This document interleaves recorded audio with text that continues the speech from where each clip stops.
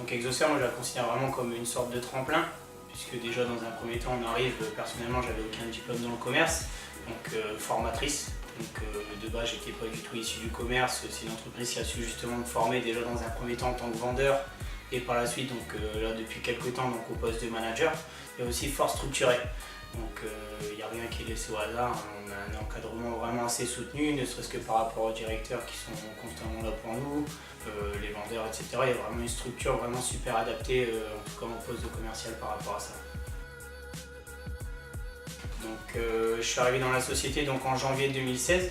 Donc au niveau un peu de mon cursus, donc j'étais en centre de formation de mes 12 ans jusqu'à mes 18 ans, donc en centre de formation de Valenciennes. Par diverses raisons, j'ai pas réussi à en faire mon métier, donc dans le football. Donc suite à ça, j'ai fait une licence en STAPS. Et de septembre à décembre, où j'ai récupéré le semestre que j'avais loupé justement l'année auparavant. Forcément, mon père, ce qu'il m'a dit, il m'a dit tout simplement, tu restes pas là à rien faire pendant 6 mois, je veux que tu cherches du travail.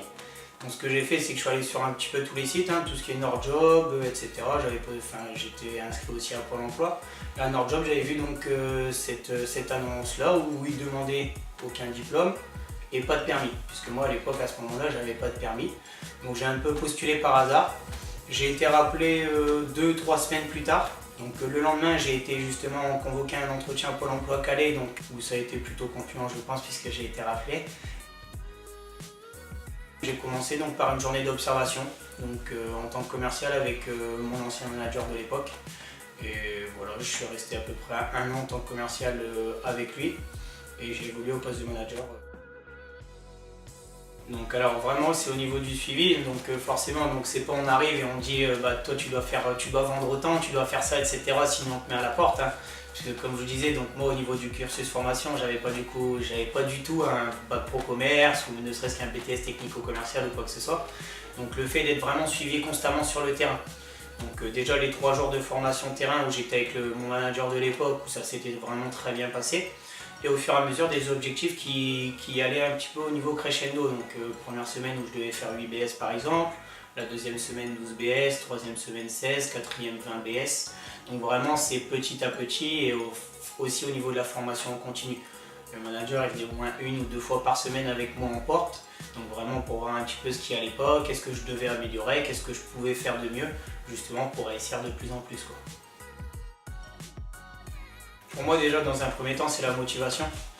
Le fait d'être fort à l'aise avec les gens, c'est pas non plus primordial, puisque ça s'apprend, de toute manière ça se forme. J'ai connu, il y a des vendeurs qui sont chez moi qui de base étaient fort timides et au final y arrivent. Pourquoi? Parce que justement ils travaillent.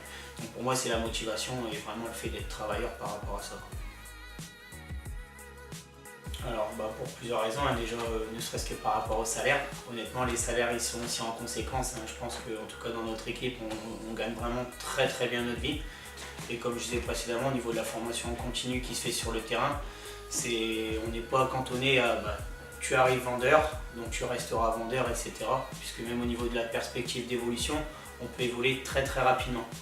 Donc que ce soit de vendeur à manager ou je pense même de manager à directeur, je pense qu'au niveau de la perspective d'évolution, c'est vraiment ça qui est vraiment très intéressant au niveau de la société, l'évolution en interne. Au début, quand je suis arrivé, c'est toujours pareil, j'ai fait mon premier salaire, j'ai touché, c'était 100 €. Ouais. Donc là, c'était pas non plus top, donc je me suis accroché. Le deuxième, j'ai fait 1100, 1200 et j'ai évolué par la suite. Et en tant que vendeur, après, en un an complet, je gagnais 3000 €. 3000 € net par mois. Déjà, bien réussir à stabiliser mon équipe, faire en sorte qu'elle soit la meilleure de France sur une année complète. Et donc forcément par la suite évoluer aussi en interne. Je sais très bien qu'il y en a qui l'ont déjà fait, des managers qui ont évolué directeur forcément.